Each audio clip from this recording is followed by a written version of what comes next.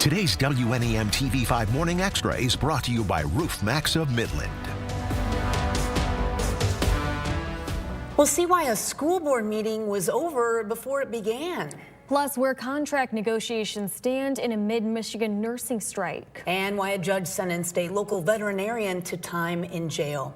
Thanks for joining us for TV5 Morning Extra. I'm Lauren Piesco. And I'm Christine Winter. We are seeing some showers this morning in parts of mid-Michigan. First Alert meteorologist Matthew Mondros timing out the rain for us. Yeah, Christine, Lauren, as we go throughout the remainder of the morning, just more of this rain will continue to fill in by lunch today and even during the early afternoon. This rain will be on a little bit more of a widespread basis compared to what we're seeing out there right now. So here's that First Alert hour by hour. By noon today, you see a bit more rain filling in. That rain should be out of here after dinner time, after about 6 or 7 o'clock. But the afternoon bus stops have a better chance of rain than this morning, so students will definitely still want the rain gear for today.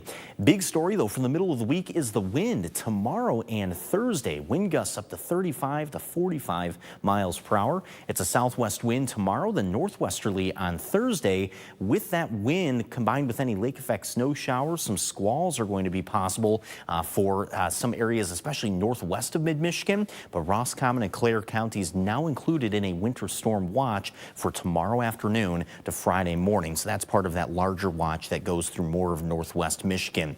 And for the upcoming weekend, also still monitoring some snow potential. It's actually going up even more. Take a look at that. Models starting to align even more over the weekend snow chance. But I'll also talk more about what we expect for the next couple of days here coming up soon. Christine, back to you. Well, new details in Bridgeport after a scheduled school board meeting fell apart before it began. With 4 members absent last night, we're told the board could not legally meet.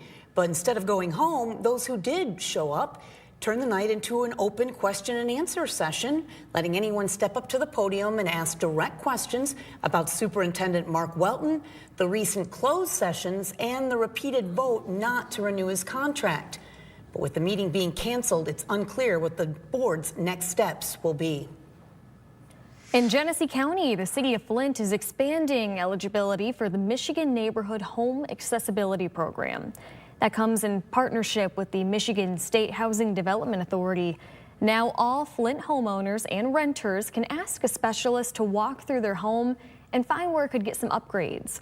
To qualify, you must have accessibility needs and live in a single-family home within Flint city limits.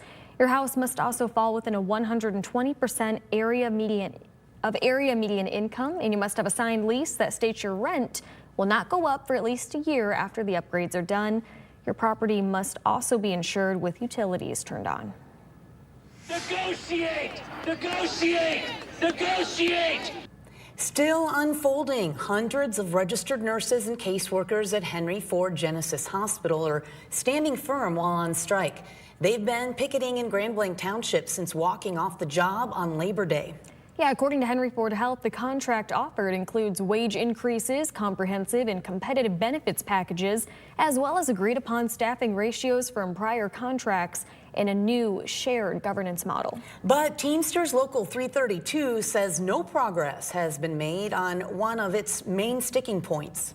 We want safe nurse-to-patient ratios, and the line every day we get stronger. You know, every time Henry Ford doesn't want to sit down and really negotiate a contract, it builds their strength even stronger. And I think they've underestimated coming in that they were going to take this to a non-union hospital. A spokesperson for Henry Ford Health tells TV5 they're disappointed that last week's negotiations ended without a contract. In a statement, the company says it remains committed to negotiating in good faith to reach an agreement that supports and recognizes the nurses' professional expertise while providing safe, high-quality health care for the people of Genesee County. Both parties are expected to return to negotiate December 9th. New this morning, a Tuscola County veterinarian sentenced to jail time in Grand Rapids after refusing to return a dog she treated. Amanda Hergenrieder was attending a conference in the city last year when she spotted a 16-year-old sick dog tied to a truck. She took him into her clinic in Millington, clearing up a urinary tract infection and removing a rotten tooth. Well, prosecutors charged her after she refused to return the dog to a Grand Rapids man who did not have a permanent home at the time. She pointed to her ethical duties and that the dog wasn't licensed.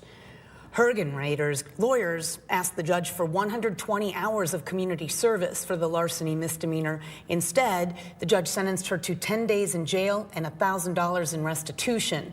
Now, the dog was euthanized earlier this year due to health problems from old age. New recall efforts underway for multiple positions across Tuscola County. In Caro, recall language or a written statement asking to remove an elected official from office has been filed for Mayor Karen Snyder and Trustee Emily Campbell.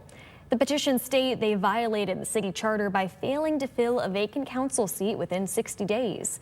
The County Election Commission has also scheduled a hearing for more clarity on the recall attempts next Thursday morning at 8:20. In Elmwood Township, paperwork was filed to recall clerk Pam Brinkman and trustees Rochelle Brown and Evan Laurie. The petition request comes after a township board meeting back in January. It says the three leaders voted in favor of a motion to terminate the township's professional relationship with one law firm and approve the hiring of another. The Election Commission is scheduled to meet on Thursday, December 4th at 8 a.m. to review the wording of the petition. Continuing coverage now, the Mass Transportation Authority in Flint, along with the United Way of Genesee County and Huntington Bank, awarding several nonprofits over $20,000 worth of free bus passes.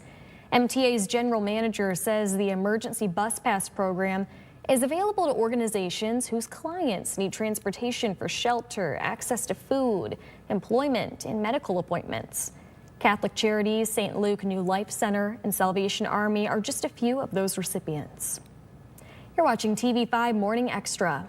It is Adoption Day in Michigan. We're going to show you how it's being celebrated in Genesee County. And a local airport is celebrating our veterans. We're going to tell you all about Operation Handshake.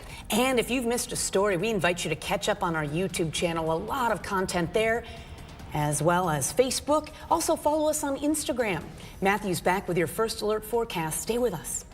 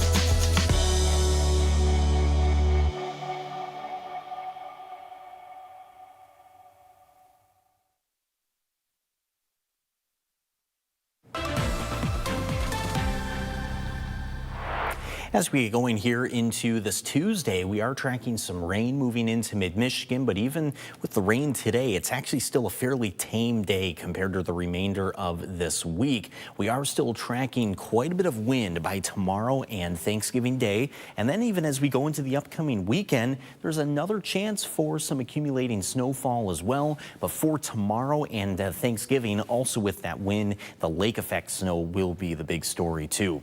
But with that wind here, we're talking gusts of 35 to 45 miles per hour both days. Southwest wind tomorrow, then northwesterly on Thursday. And with that wind added into any lake effect snow showers off Lake Michigan, some snow squalls are certainly possible, especially for areas outside of mid-Michigan, places like Cadillac, Traverse City, or Gaylord. But some of them could come as far inland as mid-Michigan. So Roscommon and Clare counties are now included in that winter storm watch. So for tomorrow, we will start off with some rain in in the morning. This is about 7 in the morning. Right behind that, the cold front comes through. Behind the cold front immediately, the rest of the morning is actually somewhat quiet, just windy, but then we see that lake effect picking up into the afternoon. So you see those snow showers coming in from the west side of the state. Those continue into tomorrow evening, and it still continues all the way throughout tomorrow night and as we go into Thursday, especially a lot of focus on those usual lake effect belts up north, but even the northern thumb, Thanksgiving Day, the northern thumb is going to see some snow accumulations as well. So snow totals by the end of the day tomorrow, really just a dusting for our area. But as we go into Thursday morning, places like Houghton Lake could already be near 4 inches of snow. And then by the end of the day on Thanksgiving, northern thumb closer to 2 inches of snow, most of the remainder of mid-Michigan under 1 inch. But with the nature of the lake effect, especially if you'll be traveling to West Michigan or up north for the Thanksgiving holiday, you'll be encountering even more snow and more roadway issues. But one of the most important parts about the squalls too is if you'll be traveling, especially up into our northwestern areas, do expect some rapidly changing road conditions and visibilities late in the day tomorrow, and then also as we go into Thanksgiving Day.